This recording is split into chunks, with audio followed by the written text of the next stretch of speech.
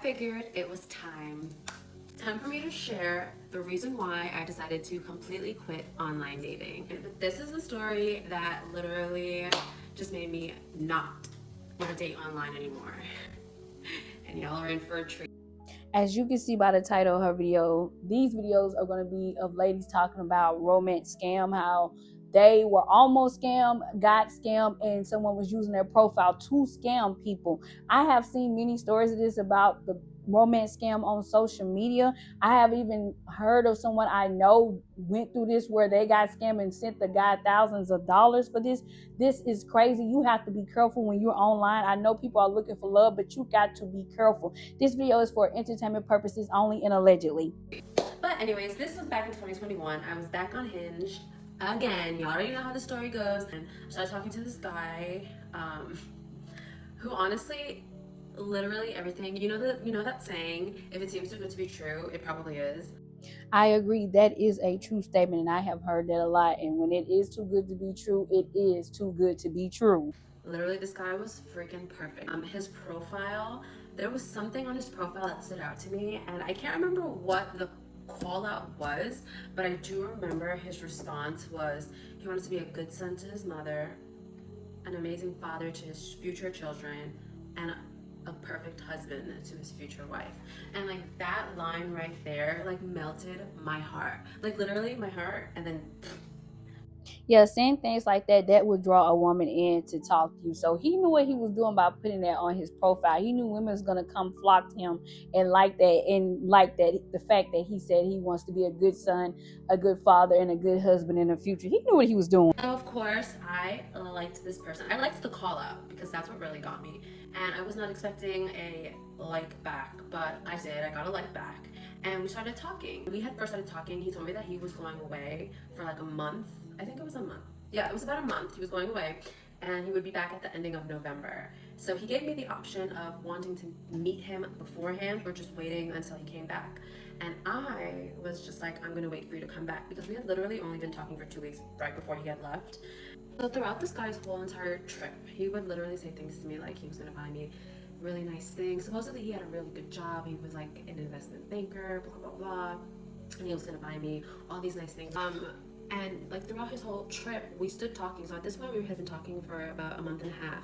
And it wasn't towards the end of the trip when things started to kind of like just, I guess, unravel. So there was one day in particular where he tried to ask me for $500. Yeah, he said that he needed it for a client and he couldn't access his bank accounts. So I'm not the one, buddy. Like, I don't care who you are. But if you're like a stranger that I have not met, I don't care how long I've been talking to you, there's no way I'm sending you money. It doesn't work that way. So I declined. I had to tell him that I did not have enough. No, it wasn't $500. It was $2,000 that he wanted. It was $2,000. Nope, and hell no. We only have been talking for a month and you already asking me for $2,000, talking about you can't get in your bank account. That's like the oldest trick in the book of using, oh, I can't get in my bank account to get money out of people. You didn't ask her. First she thought it was $500 and it was actually $2,000. You didn't ask her for $20. You asked for $2,000. And I'm glad that she stood, was stern with it and told him, nope, you're not getting it, because some women would have gave it to him just because. For a client, and I was just like, that's way above my pay grade, so absolutely not. But I said it in a nicer way, and like he begged, he tried so hard, he begged so much, and I did not budge, not one bit, because absolutely not. And you did the right thing, because I would have told him absolutely not as well. Like, I don't even know you that well and you want $2,000 from me. Hell, I can know you and be like, I don't got no $2,000 to give you. No and hell no. But it wasn't until the day he was supposed to be returning, he sent me his flight information and we're on the phone talking, and he's like, I need you to do me a favor, and I have like a deadline that I need to meet. Can you get me Apple gift cards? Once he said Apple gift cards, I was like, this man is a scammer. I had spent about 6 weeks talking to a scammer. And that is the number one thing that scammers ask from you. I've learned that, like I said, when a person I know got scammed by a guy, he asked her for Amazon gift cards, and he was like, and all she sent him $2,500 in Amazon gift cards. Anytime somebody wants you to send them money through gift cards, do not do it, because like she said, those are complete scammers. I, of course, said no, we're not doing that. And he got like really upset and was like, it's fine, I'll talk to you when you get home. I'll talk to you when I get home. He actually gave me the option of meeting him at the airport, or he could like pick me up or whatever. And I was like, I'm not going to the airport because of the time the flight comes in, but I'll see you when you get here. So the next day comes and I check the tracking of the flight and it shows that the flight did land. And I remember just like texting him nonstop saying, hey, did you get in safely? I've been tracking your flight, I saw it landed. No response. And it wasn't until I decided to call that I got a message saying the mobile number you are trying to contact has been disconnected. Damn. I know not everyone is the same, I know not everyone is a scammer, but as I said, I just don't want my love story to be about meeting online or sliding into someone's DMs. That's just not it for me. I was part of a romance scam on Facebook, and it has honestly been one of the most terrifying and odd experiences of my life, and it has all happened in the past 24 hours.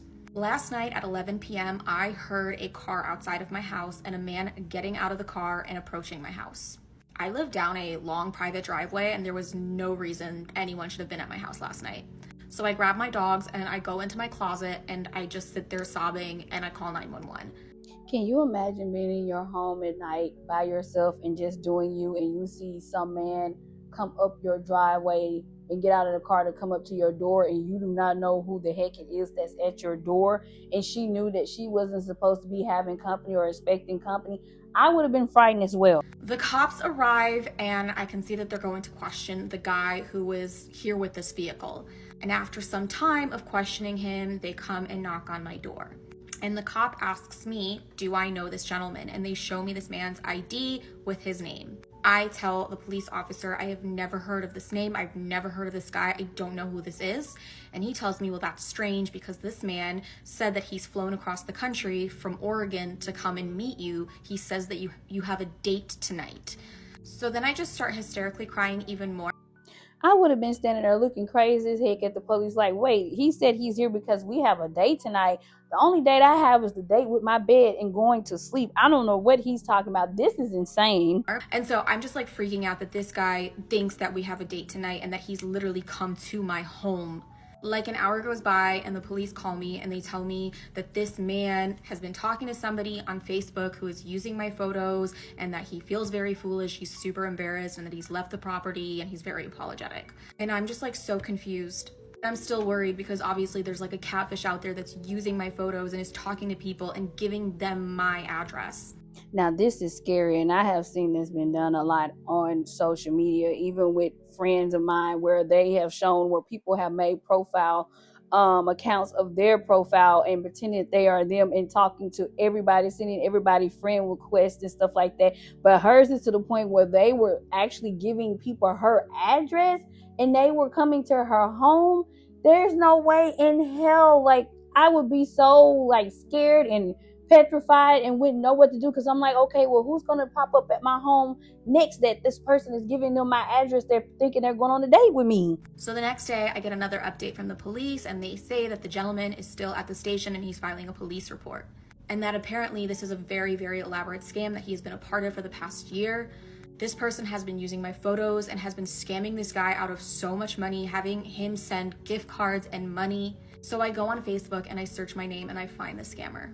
And I also find the guy that came to my house last night, like commenting on the post, as well as several other older gentlemen. I go into the likes of this profile that's pretending to be me, and I see a lot of Nigerian pastors and Nigerian rappers, and immediately I know this is a Nigerian romance scam. Yep, that's what happened every single time. And no shade to the Nigerian people. I have nothing against you all. And I know scamming go on over here in America and all over, but they have that bad with that Nigerian scam and scamming people out of their money. That I'm talking about, the friend that I know, come to find out it was a Nigerian person that did that to her. Like, they are big on that. It's glad, luckily, that the guy didn't get angry and try to come back and harm this woman. Like, what if she would have opened the door and just went and opened the door for this person to see who it was, and she's telling them, oh, that's not me, I'm not talking to you, and he ended up getting so pissed off from flying across the country to be with her and would have ended up hurting this girl. Luckily, she followed her first mind and called the police. and it was so well done. Like, they used all of my pictures from my vacations, they used a lot of my captions, and honestly, I don't know what to do. I am terrified. This has been so stressful. I didn't sleep last night, but I also feel so terrible for the people who have been scammed out of money. Storytime part 1 about how I was scammed by a Ghanaian romance scammer. So 2020, during COVID, I moved to Ghana. I moved my whole family to Ghana. I had divorced in 2018, but my ex-husband said he would take me to Ghana just to make sure that I arrived safely with the kids. So I went online, I went onto YouTube, wasn't thinking nothing of it, just wanted to document my experience so I wouldn't miss anything or forget anything. So I get on YouTube and I'm talking about what's happening, so everybody just started reaching out to me. This guy, Go Black to Africa, had did a video about me and my family and how we not liking Africa and we want to leave Ghana, to be exact. So this one lady reached out to Go Back to Africa, asked my information. She called me and she was like, listen, I'm going to help you. I'm a tour guide. I'll show you the way. So she meets me at this restaurant. And then she was like, what do you want to do in Ghana? And I was like, I just want to, do businesses. I got somebody who will help you up with an NGO.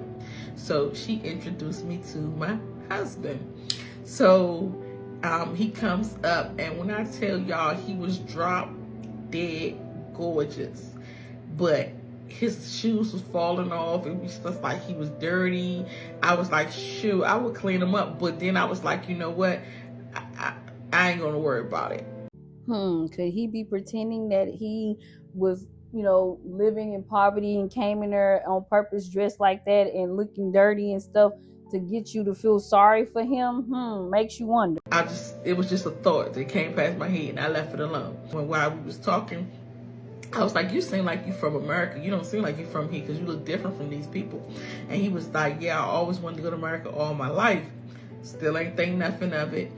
Yep, and he's about to put his plan in motion, and you are his meal ticket to get to America, so be ready. Went on about our business. He opened up my NGO. We was good to go. Get back to America. I'm trying to get my life back right. I'm trying to fix my house up, get settled in. And lo and behold, he gets my number from the lady, and he calls me. And he said, hey, is it any way possible that you can help me get to America because it's hard here? I told you was his bill ticket to get over here to America. He was just waiting for the perfect time to call you and throw it out there for you to help him out. And I was like, oh, well, I don't know, I can call around and see if any of my friends will be willing to marry you to get you there. He was like, all right, we'll do that. So I called my best friend and I was like, hey, are you willing to marry this guy for me? Just do me this one solid favor, because I was just trying to do something good for humanity. So she was like, girl, I'll do anything for you. I was like, all right, well, get married to this guy. So we setting up the wedding.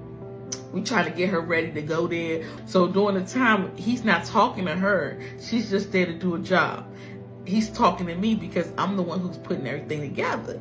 So I'm putting everything together. We start talking. We getting to like each other, getting to know each other. And one thing led to another. He was just like, you should come out here and we should get married. I don't want to marry her. And I was like, really? He was like, yes, if you come out here, I will show you the way. You don't have to worry about getting scammed or anything like that. First of all, even if my friend was willing to marry this guy, I wouldn't even set that up, because 9 times out of 10, once they get over here to America, they are done with you. They're going to go find who they really want, or they just going to come over so they can live their life and not give a issue about you. So I wouldn't even call my friend and ask her to do that. And then I wouldn't marry him if he asked me, could you be the one to marry me? Because I would know what he want, which they both know what he want. So I've, been looking at, because once you get over here, you're pretty much done with me. So that's something that I wouldn't do. To each their own. If people like doing it, go ahead and do you. I always like to say that in my videos, but I can do it. Make sure everything is okay. The kids are okay. We'll live together. We can get us a house. He sold me this whole fantasy, a dream that I was like, I wish this is reality. So he told me the whole time that we was talking that him and his wife's divorced. That's what he said. They divorced. They had a traditional wedding and they divorced, and he gave the drinks back. Then it was like his ex-wife kept calling and blowing up his phone. He would have to go outside, and he was never speaking in English. He was always speaking in her language. And so they would go out, he would go outside, and he would be yelling and screaming and going off. And so then when he come back in the house, he's mad and angry. So I'd be trying to comfort him, and I'd be like, baby, what's going on? What's wrong? And he'd be like, don't touch me. Just don't say nothing to me. Because why is the ex-wife so mad that he's married to someone else and have moved on with his life? And why is he speaking in the other language? Maybe, maybe the ex-wife couldn't speak English and he was talking to her in that language. Or it could have been he just didn't want you to hear what he was saying to her. For all we know, they could have been still married, and he was just trying to play you so he can get over here to America and stuff to make money to send back to her. And then I went back home. And that's when everything really started falling. It was like he was calling me, and he would be like, hey, I need to move into a new place. I don't have the money. It's $2,500 for the whole year. Come to find out, it was only $30 a month. So he would lie to me about stuff like that. He would tell me that he been trying to get a job and the jobs won't hire him. He need food, he need this, he need that. So I'm just paying for everything. Called me talking about something. The mother was sick and she got malaria, and the family looking at him to pay the bills, and he had every lie in the book. Well, ma'am, not trying to be rude, this is your fault here. I blame you for this, because you knew that man only wanted to get married to get to America and get money. So by he didn't go to America, he was like, well, since I didn't go back with her to America, I'm just going to use her and scam her and get money out of her and have her to pay all the bills. You lied. He lied to get money out of you. Like she said, his rent was nothing but $30. So getting like $2,000 something from her, he could pay his rent up and have money in his pocket. And he probably was over there living it up with his ex-wife, which was probably still his wife. You guys, y'all know I always like to ask you, what do y'all think about this situation? Should the person that got scammed be the blame, or the people that scamming them should be the one that gets the blame? Let me know down in the comment section.